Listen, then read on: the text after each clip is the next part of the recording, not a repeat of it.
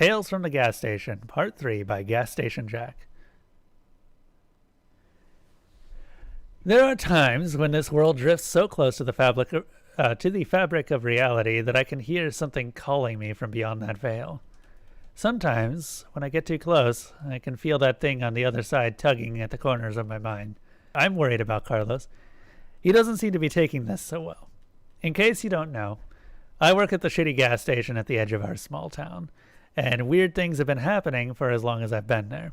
When I returned to work after my post yesterday, I was delighted to find a stack of receipt papers sitting neatly on the register counter with notes written in my own shaky handwriting. I don't remember writing all of those notes, but then again, I don't remember a lot of things. It is possible that I'm working too hard, or maybe the fumes coming from beneath the gas station are playing tricks on me. Or perhaps it's just another side effect of my condition. At any rate, I'm not one to look a gift horse in the mouth, or any other animal in any other orifice for that matter. Admittedly, my handwriting isn't the best, and at times the scratches on the receipt paper became nearly illegible. So if anything herein seems unbelievable, it's probably because I copied it wrong. With that in mind, this is my best effort at a transcription. 7 o'clock. It's getting dark earlier these days. 7:30. Farmer Jr. came into the gas station last night, asking about the hand plants. I told him that they weren't here anymore. He left his phone number scribbled on the back of a coupon for 15% off bulk feed pig from an online retailer. I think he's trying to send me a message. 9 o'clock. I think maybe some kids are playing a prank on me. I found a lawn gnome behind the pork rinds. I didn't think much about it and put him in a box behind the counter. But then I found another matching lawn gnome in the soda case. I added this one to the box as well. It wasn't until I noticed the third and fourth lawn gnomes that I started to suspect something.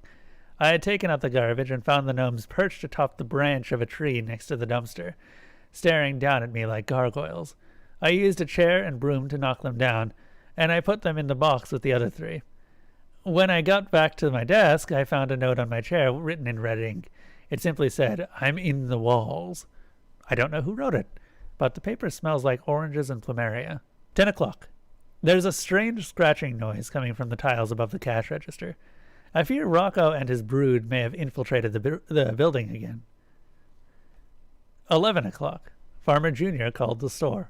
He asked about the hand plants. I assured him that they weren't there anymore, and if they ever showed up again, I would call him. I think he's beginning to suspect that I'm lying.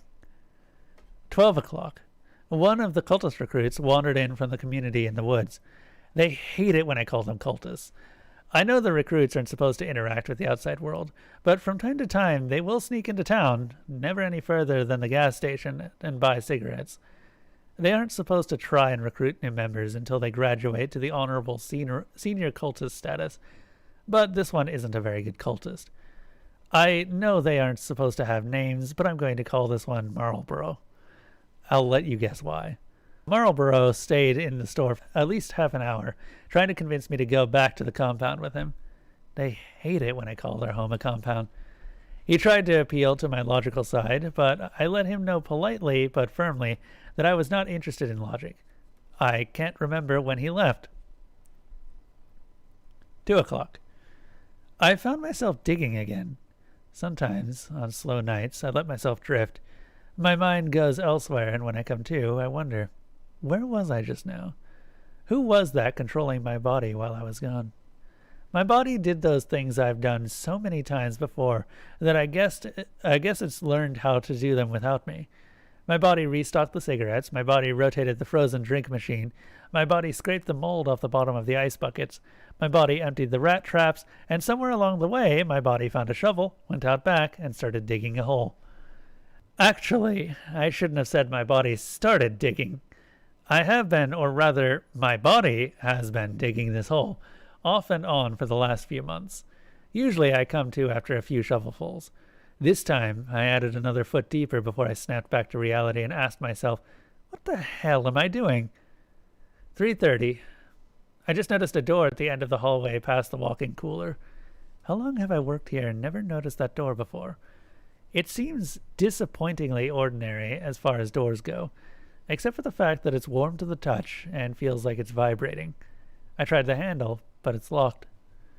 When I got back to my register, I noticed a man in a trench coat standing outside beyond the gas pumps, just outside the reach of our lights, dangerously close to the road. I can't tell if he's looking at me or if he's looking past the building at the woods on the other side.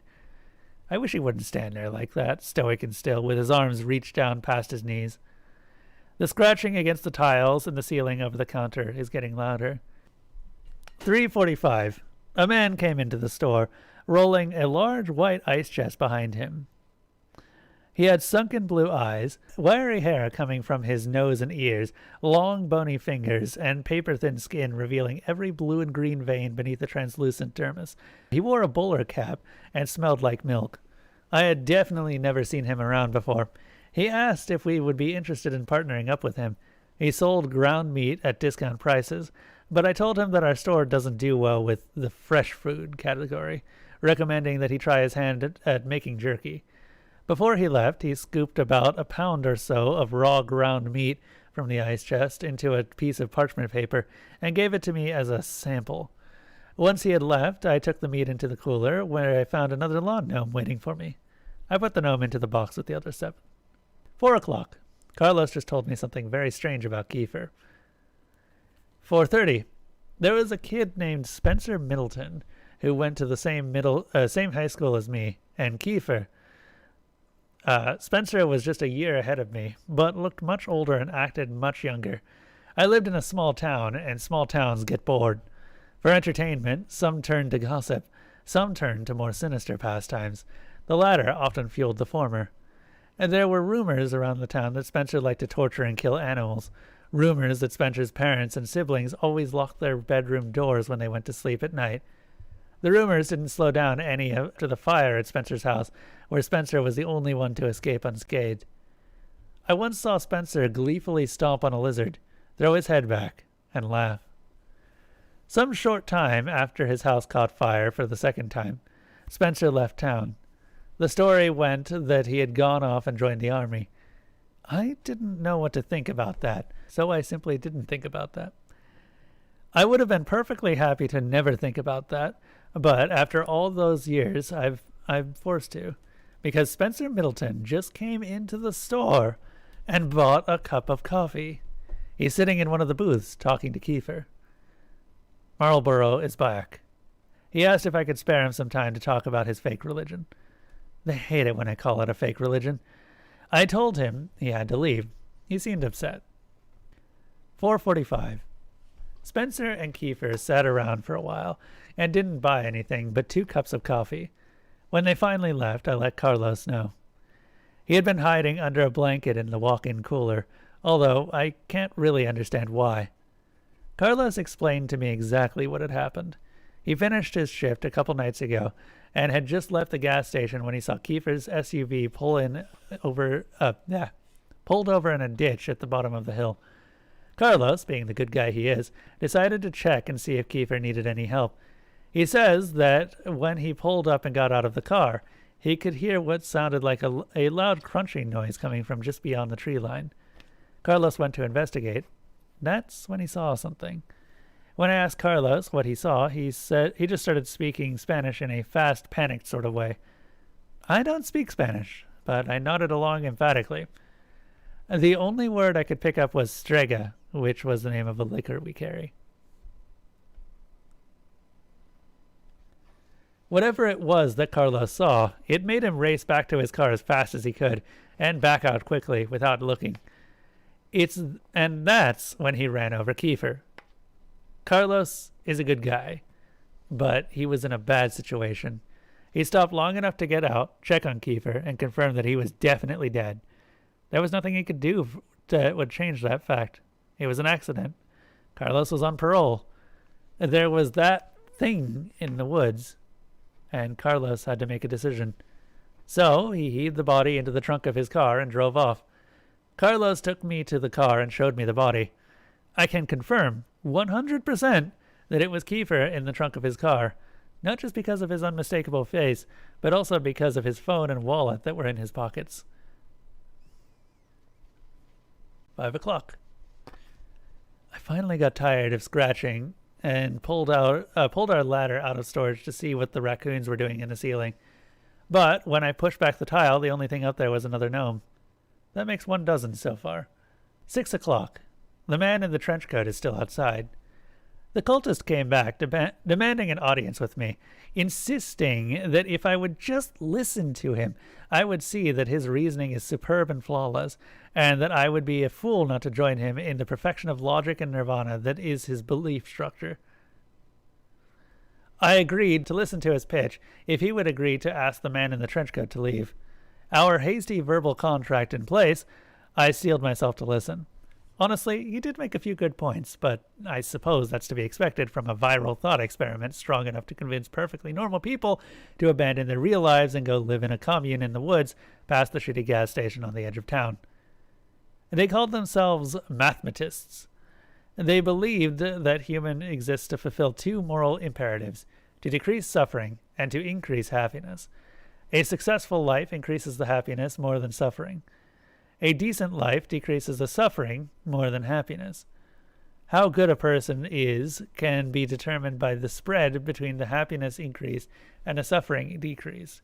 Obviously, if the individual has a negative spread, that is, if they've increased happiness less than they've increased suffering, or if they've decreased suffering less than they've decreased happiness, then that means, very simply, that the individual is bad. Therefore, if an individual causes a tremendous amount of happiness and suffering, one can simply determine which was higher and use this perfect rubric to determine whether that individual was good or bad.